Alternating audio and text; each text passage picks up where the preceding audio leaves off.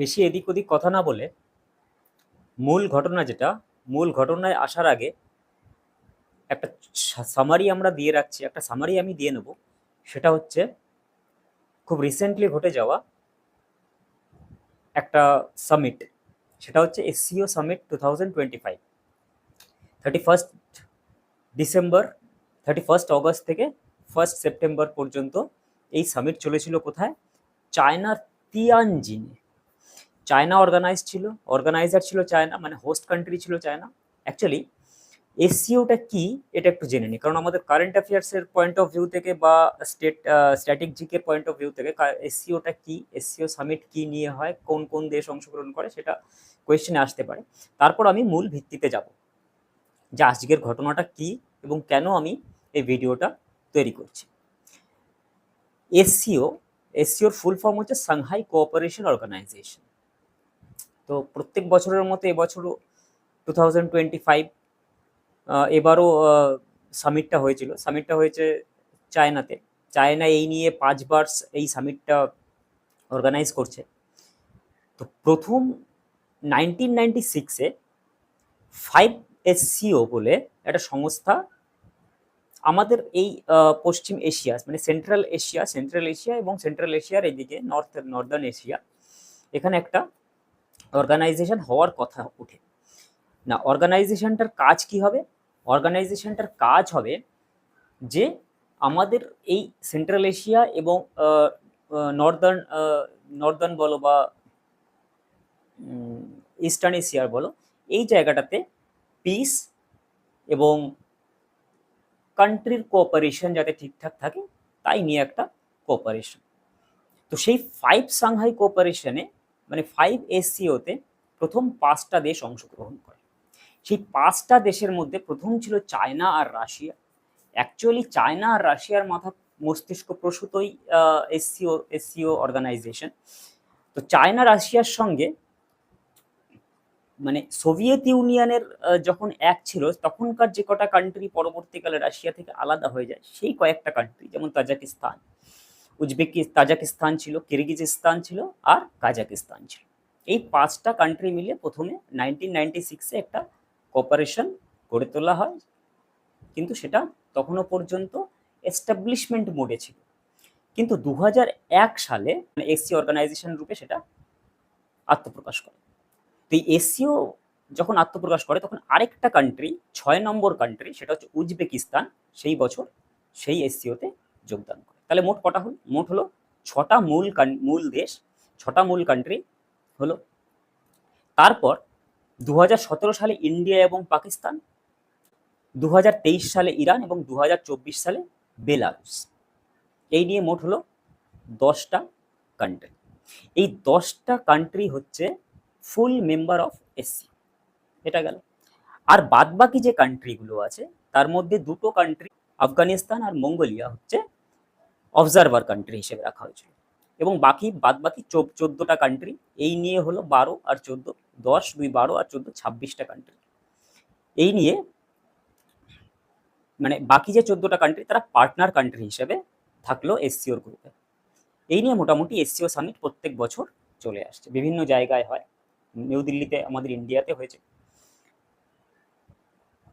Actually মূলত এই যে এসসিওর মূল কাজ হচ্ছে পিস ঠিক রাখা এবং আমাদের এই যে কান্ট্রিগুলো রয়েছে প্রত্যেকটা কান্ট্রির সঙ্গে ট্রেড যাতে ঠিকঠাক হয়, প্রত্যেকটা কান্ট্রির মধ্যে যাতে যোগাযোগ ঠিকঠাক থাকে, প্রত্যেকটা কান্ট্রির মধ্যে যাতে শান্তি বা স্থিতিস্থাপকতা বজায় থাকে, এই হচ্ছে মূল এই এসসিওর মূল ভিত্তি। এবং আরেকটা ভিত্তিও যেটা আছে সেটা হচ্ছে অ্যান্টি টেরর। যেমন এবারও পেহেলগাঁও অ্যাটাক নিয়ে কথা হয়েছে এসসিও সামিটে, এবং আমাদের প্রধানমন্ত্রী নরেন্দ্র মোদী তার সেটা নিয়ে তুলেও ছিলেন এবং নিন্দাও হয়েছে সেই ঘটনার এসসিও সামিটে। তো এই হচ্ছে এখানকার। সেই জন্য এখানে একটা টাস্ক ফোর্স, অ্যাকচুয়ালি 2টো অর্গানাইজেশন এখানে কাজ, একটার নাম হচ্ছে সেক্রেটারিয়াল ইন বেজিং, আরেকটার নাম হচ্ছে রিজিয়নাল অ্যান্টি টেরোরিস্ট স্ট্রাকচার। ঠিক আছে, র্যাটস, যাদের কমন নেম র্যাটস। এবং এই র্যাটস বহু অ্যান্টি টেরর অ্যাক্টিভিটিকে ডিসমিস করেছে, বহু অ্যান্টি টেরর অ্যাক্টিভিটিস থেকে বানচাল করেছে, এই র্যাটসের দ্বারাই বানচাল হয়েছে। এবং যেহেতু চায়না আর রাশিয়ার ফুল সাপোর্ট এখানে রয়েছে, সুতরাং এই টাস্ক ফোর্সটাও ঠিক তেমনইভাবেই চলে। যেহেতু আমরা জানি রাশিয়া চায়না দুটোই এখন মোটামুটি পরমাণু অস্ত্র বলো, অস্ত্রধারী দেশ বলো, তাদের মধ্যে শক্তিশালী কান্ট্রি হিসেবে বিবেচিত হয়। রাশিয়া তো বরাবরই হয়ে আসছে, এবং রাশিয়ার এজেন্সি তো খুফিয়া এজেন্সি কেজিবি, তার তোর নাম পরে আবার আসবো কেজিবিকে। তো যাই হোক, এই হচ্ছে এসসিওর মূল ভিত্তি। এসসিওর যে অফিসিয়াল ল্যাঙ্গুয়েজটা চাইনিজ আর রাশিয়ান। এসসিও মোটামুটি পুরো পৃথিবীর 80% ভূভাগ, মানে ইউরেশিয়ান ল্যান্ডমাস যদি আমরা বলি, ইউরেশিয়ান ল্যান্ডমাস, সেই ইউরেশিয়ান ল্যান্ডমাসের 80% দখল করে আছে এসসিও। 40% অফ টোটাল পপুলেশন, ওয়ার্ল্ডের যত পপুলেশন আছে তার 40% এই দেশগুলোর মধ্যেই রয়েছে। দেখো এই দেশগুলো মোটামুটি মিডল ইস্টের যতগুলো দেশ, 14টা কান্ট্রি আমি বলছি কি কি 14টা কান্ট্রি, এই মিডল ইস্টের আশেপাশে যতগুলো কান্ট্রি আছে সব, যেমন তোমার শুধু বাংলাদেশ বাদে বাদ বাকি মায়ানমার, ভিয়েতনাম, এদিকে মালদ্বীপ, এদিকে শ্রীলঙ্কা, ওদিকে ইজিপ্ট থেকে শুরু করে, ওদিকে ইউএসএ থেকে, ইউএই থেকে শুরু করে সমস্ত কান্ট্রিগুলোই মোটামুটি ধরছে। তো ইউরেশিয়ান কান্ট্রি আর আমাদের ইন্ডিয়া, রাশিয়া যদি এই মাসটা ধরি আমরা, তাহলেই তো সব পপুলেশন এখানেই চলে আসে, এবং ল্যান্ড মাস তো আমাদের এখানেই সব থেকে ম্যাক্সিমাম চলে আসে, তাই না? তো এই ক্ষেত্রে এটা কিন্তু একটা সবথেকে বড় রিজনাল অর্গানাইজেশন বলা হয় এসসিওকে, এবং বলা হয় কি এটা ফ্যাক্ট, সবথেকে বড় অর্গানাইজেশন।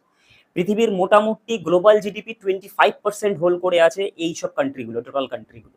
আরেকটা সবথেকে বড় যেটা বিষয়, সেটা হচ্ছে যেটার সঙ্গে মোটামুটি এখন পোলারাইজেশন হচ্ছে। যখন দেখবে আমরা শীত যুদ্ধ হয়েছিল, সেই শীত যুদ্ধের সময় একবার পোলারাইজেশন হয়েছিল, আবার একটা পোলারাইজেশনের দিকে যাচ্ছে। সেটা কি নিয়ে পোলারাইজেশন হচ্ছে? সেটা হচ্ছে গ্যাস আর অয়েল নিয়ে পোলারাইজেশন হচ্ছে, যেটা আমেরিকান ট্রাম্প যেখানে পাগল হয়ে গেছে, যে কিসের জন্য পাগল হয়েছে, সেটা হচ্ছে তেলের জন্য। মেন উদ্দেশ্য তো তেল। ভারত যাতে তেল না নেয় ওখান থেকে, ভারত অ্যাকচুয়ালি কি করছে, ইন্ডিয়া রাশিয়া থেকে তেল নিচ্ছে, পিউরিফাই করছে, এখান থেকে অন্য দেশে দিচ্ছে। ন্যাচারাল জিনিস, বিজনেস সবাই করতে চায়, বিজনেস সবাই করবে, কিন্তু সেটা ট্রাম্পের পছন্দ। কারণ ওই একটাই জিনিস, সেটা হচ্ছে একটা জায়গায় পুরোপুরি সমস্ত পৃথিবীর ক্ষমতা যদি সেন্ট্রালাইজড ওয়েতে হয়ে যায়, সেন্ট্রালাইজড ওয়ে মানে আমি বলতে চাইছি যে সাপোজ মানে ওই অটোক্র্যাটিক যদি বলো, অটোক্র্যাটিক দ্যাট মিনস হিটলারের যে নীতি ছিল, সমস্ত পৃথিবীর মালিক অধিপতি যদি আমি হতে চাই, ডোনাল্ড ট্রাম্প যেটা স্বপ্ন দেখছে, সমস্ত পৃথিবীর অধিপতি তিনি হবে, ঠিক আছে? তো তার হাতে যদি সমস্ত পৃথিবীর যত দেশ আছে বা যা অর্থনীতি আছে, যা কিছু আছে, সমস্ত যদি তার হাতে চলে আসে, তার কন্ট্রোলে চলে আসে, তাহলে তো সেটা অটোক্রেটিক। অলরেডি তো ইউনাইটেড নেশন অটোক্রেটিজমের ধারণা আমরা সেখান থেকে পাই, যা খুশি তাই করে। যেখানে সন্ত্রাসবাদ তৈরি হওয়ার নয়, সেখানে ইচ্ছে করে সন্ত্রাসবাদ তৈরি করা থেকে শুরু করে সমস্ত কিছু, রাজনৈতিক দিক দিয়ে, অর্থনৈতিক দিক থেকে সমস্ত রকম ভাবে দুর্বল করা, কোনো দেশকে দুর্বল করা, কোনো জাতিকে দুর্বল করা, সেটা প্রথম থেকেই করে আসছে ইউনাইটেড নেশনস। আমরা আমেরিকার নাম প্রথম থেকেই পাই, ব্রিটেন আর আমেরিকার নাম প্রথম থেকে পাই। ব্রিটেন কলোনাইজেশন শুরু করেছিল, আমেরিকা সেটাকে শেষ করেছে।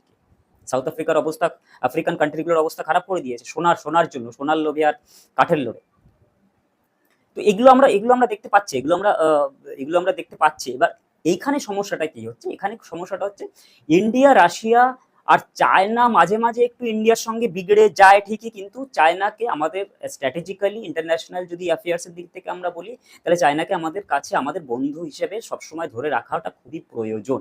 তার কারণ এইখানে মাল্টিপোলারাইজেশন খুব দরকার। এখন যে একটা সেন্ট্রাল পোলারাইজেশন আছে, মানে একটা দেশের হাতে পুরোপুরি কন্ট্রোল, সেই কন্ট্রোলটা ছিনিয়ে নেওয়ার জন্যই, সেই কন্ট্রোলটা ধীরে ধীরে আলাদা করার জন্যই কিন্তু এই এসসিওর গঠন মূলত চায়না এবং রাশিয়া করেছিল।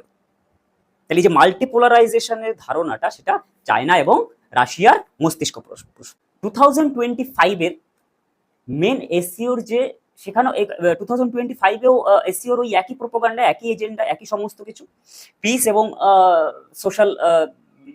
সোশ্যাল অ্যান্ড কালচারাল তোমার সম্প্রীতি বাড়ানো, সোশ্যাল বলো, কালচারাল বলো, সমস্ত দিক থেকে, এবং আশেপাশে যারা আমরা রয়েছি তারা যেন ঠিকঠাকভাবে থাকি, এটাই মূল উদ্দেশ্য। কিন্তু তার মাঝখানে একটা ঘটনা যেটা লাস্ট কয়েকদিন ধরে নিউজে দেখতে পাচ্ছি, বা রিউমার্স হতে পারে, বা কনস্পিরেসি থিওরি হতে পারে, সেটা হচ্ছে মোদিজির সিকিউরিটি নিয়ে। देवी और सजन, कल रात ही मैं जापान और चीन की यात्रा करके वापस लौटा हूं।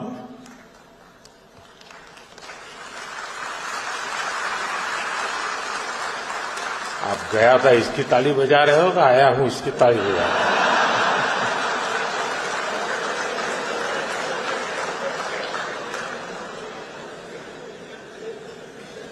দেখো, আমাদের দেশের খুব মানে দুর্ভাগ্য যে আমরা আমাদের প্রাইম মিনিস্টারকে, অনেক প্রাইম মিনিস্টারকে হারিয়েছি, সেটা হচ্ছে সিকিউরিটি রিজনের জন্য। যেমন তার মধ্যে ইন্দিরা গান্ধী আছেন, তার মধ্যে রাজীব গান্ধী আছেন, তার মধ্যে লাল বাহাদুর শাস্ত্রী আছেন। এবং যদি আবার সিকিউরিটি রিজনে যদি আমাদের আরেকটা, মানে এত বড় কান্ট্রিতে, এবং আজকে আমরা সিকিউরিটি লেভেল, তখন হয়তো সিকিউরিটি লেভেলটা অতটা প্রপার ছিল না, কিন্তু আজকে যে লেভেলে আমাদের সিকিউরিটি রয়েছে, বা যে লেভেলে আমাদের র কাজ করছে, যে লেভেলে আমাদের সমস্ত কিছু কাজ করছে, মানে আমাদের বৈদেশিক, সে তুমি বৈদেশিক মন্ত্রক বলো বা ইন্টেলিজেন্স বলো, যেটাই আপনারা বলবেন, সেটাতেই যদি যেভাবে আমাদের কাজ করছে, সেখানে যদি ফল্ট থেকে যায় কোনোভাবে, বা সেখানে থেকে যদি আমাদের প্রধানমন্ত্রীর গায়ে একটু আঁচড় লাগে, তবে সেটা আমাদের সিকিউরিটির ফল্ট বলতে হবে, এবং সিকিউরিটির ফল্ট, এবং সেটা শুধু সিকিউরিটির ফল্ট না, সেটা একটা বিরাট ঘটনা হিসেবে যুক্ত হবে। তো সেই ঘটনা নিয়েই আজকে আমার মূল বক্তব্য। এসসিও 2025 এখানেই শেষ। এসসিও 2025 কোথায় হলো, হোস্ট কান্ট্রিকে, সমস্ত কিছু শেষ। এবার আসছি আমরা নেক্সট পার্ট, সেটা হচ্ছে এসসিওতে প্রধানমন্ত্রীর কি সিকিউরিটি কি প্রবলেম হচ্ছিল। অ্যাকচুয়ালি সেটা ঘটনা যেটা উঠে আসছে, সেটা হচ্ছে ঢাকায় একটি হোটেল, তার নাম অস্টিন, এবং এই হোটেলের 808 নম্বর কামরা থেকে এক ব্যক্তির মৃতদেহ পাওয়া যায়।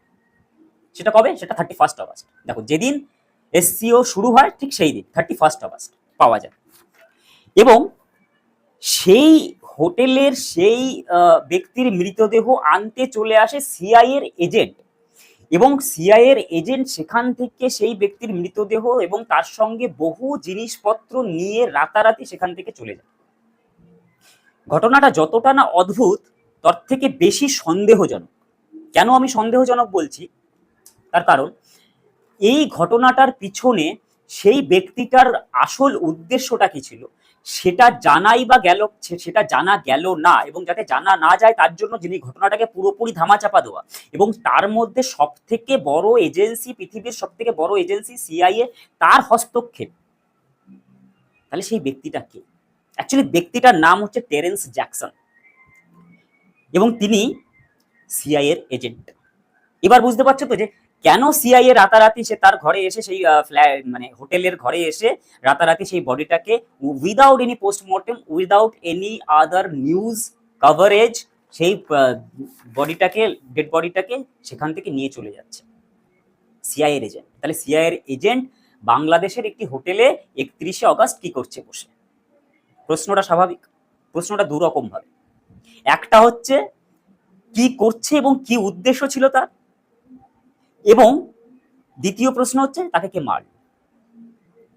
এবার যদি আমি আস্তে আস্তে খুলি, মানে এবার যদি আস্তে আস্তে আমি ডট গুলোকে জয়েন্ট করতে থাকি, সেটা হচ্ছে বাংলাদেশ এসসিওর মেম্বার নয়, সুতরাং বাংলাদেশও এসসিওর মেম্বার নয়। 2005 সালে ইউএসএ একবার মেম্বার হতে চেয়েছিল, অবজারভার হতে চেয়েছিল, কিন্তু নাকচ করা হয়েছে, যেহেতু ওই মাল্টিপোলারাইজেশন একটা ইস্যু। মাল্টিপোলারাইজেশন দ্যাট মিনস দুটো পোলার, মানে ওই যে আমরা ওয়ার্ল্ড ওয়ার সময় দেখেছিলাম না, অ্যাক্সিস আর দুটো পোলারে ভাগ হয়ে গেছিল, ঠিক সেরকম।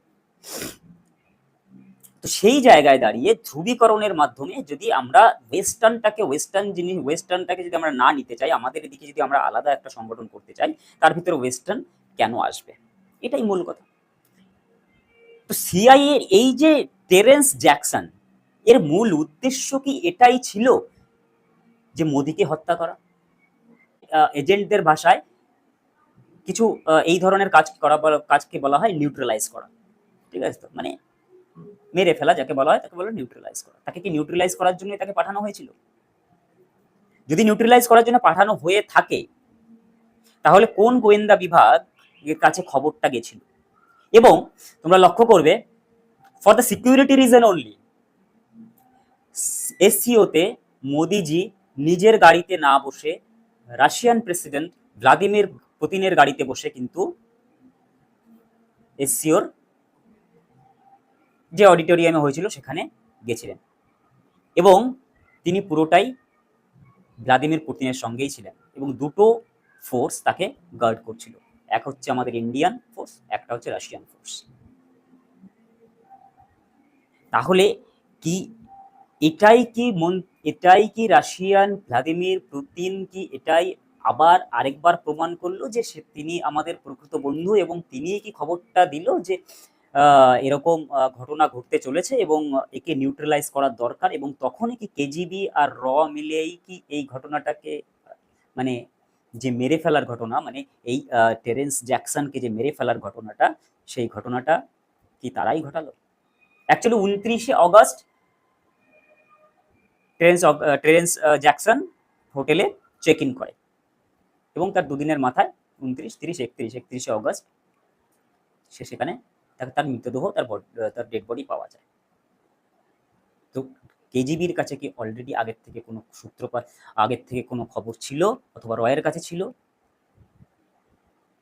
অথবা এটা অন্য রকমের কনস্পিরেসি কেসও যদি আমরা ধরি তাহলে কে যুক্ত ছিল এবং কিসের জন্য এই যে ব্যক্তিটা সিআইএর এজেন্ট, এবং এই সিআইএর এজেন্ট যা তা সিআইএর এজেন্ট নয়, ইউএস আর্মির একজন অফিসার এবং গ্রিন প্যারেটসের একজন ট্রেন্ড অফিসার, যার নাম শুনলে আচ্ছা লোকের ঘুম উড়ে যায়, সেই রকম একজন লোক, তার এইভাবে মারা যাওয়া, এটা সিআইএও নিশ্চয়ই তার পিছনে অবশ্যই ছিল এবং তার পিছনে সিকিউরিটি নিশ্চয়ই সিআইএর ছিল। তো সেটা উপেক্ষা করে মারা যাওয়া, তার ডেড বডি পাওয়া, এটা খুব একটা কিন্তু ইন্টারন্যাশনাল রিলেশনের ক্ষেত্রে বলো বা অন্য রিলেশনের ক্ষেত্রে, ইন্টারন্যাশনাল পিসের ক্ষেত্রে এই জায়গাটা কিন্তু খুব একটা খারাপ জায়গা, বা এই জায়গাটা যেটা ঘটেছে যদি সত্যি হয়, জানি না এটা কতটা সত্যি বা কতটা কনস্পিরেসি থিওরি এর মধ্যে লুকিয়ে আছে, কিন্তু ঘটনাটা যদি সত্যি হয় তাহলে কিন্তু খুব মারাত্মক একটা ঘটনার হাত থেকে আমাদের প্রধানমন্ত্রীকে কিন্তু বাঁচানো গেছে, এটা শিওর। আর বাদবাকি যে এসসিও সাবমিট বা কিছু, সেটা তো আমাদের কারেন্ট অ্যাফেয়ার্সের মধ্যে আছে। এটাই আজকের আমার বক্তব্য ছিল। যদি এই বিষয়ে আরো কিছু তোমরা জানতে পারো তো কমেন্টসে অবশ্যই লিখো। আজকের জন্য এইটুকু, থ্যাংক ইউ।